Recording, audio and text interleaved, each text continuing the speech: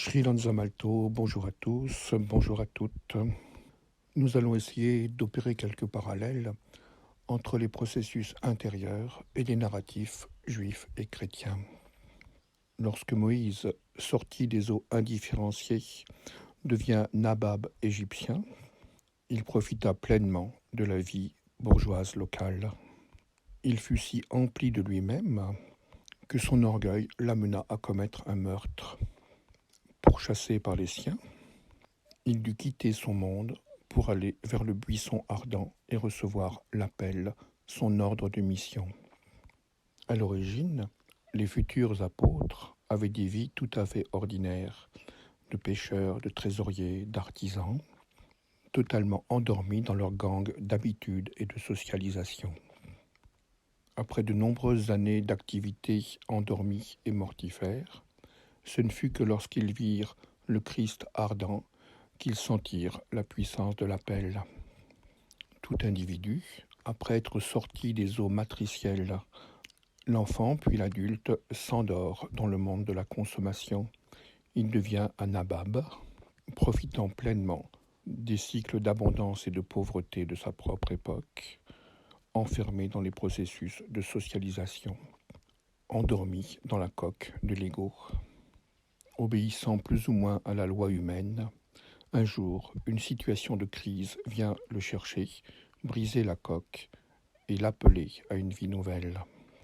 Moïse, après avoir subi une crise personnelle, reçoit l'ordre de mission de sauver son peuple de la terre de Mitzraïm, de la terre d'Égypte. Les futurs apôtres, après avoir entendu l'appel du Christ, sont invités à quitter leur métier, leur profession, leur famille, pour entamer une nouvelle aventure de la conscience. Lorsqu'au fond de chacun d'entre nous naît l'appel du sacré, la certitude d'une vie une et non duelle, accompagnée de l'évidence de notre enfermement dans les automatismes psychiques et sociaux, commence alors une quête intérieure qui se veut un chemin d'éveil et de libération de nos conditionnements. Le feu du buisson ardent est la première transmission de lumière qui commence à s'infuser dans le corps de Moïse et il donnera ensuite la force et la puissance intérieure pour accomplir sa mission. La transsubstantiation au moment de la scène qui permet l'incorporation vibratoire de l'énergie christique sous sa double nature sert de levain dans le corps des apôtres, sert de levain dans les corps des apôtres afin qu'ils puissent ensuite franchir les étapes ultérieures de transmutation. Un grand rêve, une expérience spirituelle intense, une vision intérieure ou une rencontre spirituelle provoque chez l'individu cette mise en mouvement et lui insuffle également une nouvelle fréquence lumière qui va lui permettre de poursuivre son chemin d'éveil et de libération. Cette lumière spirituelle, descendue dans nos corps par le buisson ardent, par l'expérience de la scène ou par une grande vision spirituelle, est absolument nécessaire pour franchir sans encombre l'étape suivante qui est celle de l'effondrement. Dans le narratif juif, l'effondrement est l'expérience douloureuse des 10 plaies d'Égypte, processus de renouvellement total de l'arbre de vie intérieur, ce qui permet un chemin sans retour vers la terre promise. Dans le narratif chrétien, cet effondrement, c'est la crucifixion, ce qui permet un chemin sans retour vers la résurrection.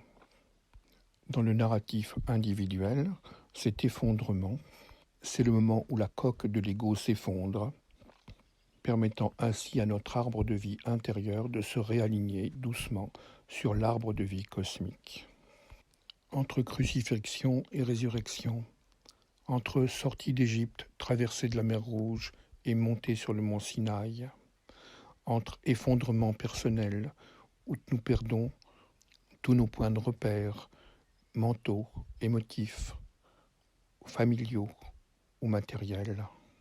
Ce moment où les formes de notre vie extérieure ou intérieure sont brutalement anéanties Il y a dans nos profondeurs un immense travail de régénération. Notre arbre de vie s'éveille. Les récepteurs à la fréquence de l'alliance sont renouvelés. La vision spirituelle émerge. Et nous savons maintenant, en notre fort intérieur, que seul compte l'Éternel. Le sentiment d'être immortel en essence et non pas en forme est fermement établi. La nouvelle réalité de l'esprit se surimpose, s'affirme au sein même de l'existence. Moïse monte alors sur le mont Sinaï et reçoit en lettres de feu les tables de la loi, les premières tables de la loi ontologique. Christ ascensionne, accomplissant ainsi totalement le processus de transsubstantiation, sa matière devenant lumière. Au sein de nos corps individuels, les cellules se mettent à vibrer autrement et à pouvoir accueillir l'ascension des différents mondes intérieurs. Puis vint le temps de Shavuot, ce temps où Moïse remit les tables de la loi à son peuple, le temps de la Pentecôte, où les flammes de feu vinrent donner des dons aux apôtres, ce temps où nous pouvons également recevoir les dons du Saint-Esprit, faisant de nous des êtres, fils et filles de la lumière.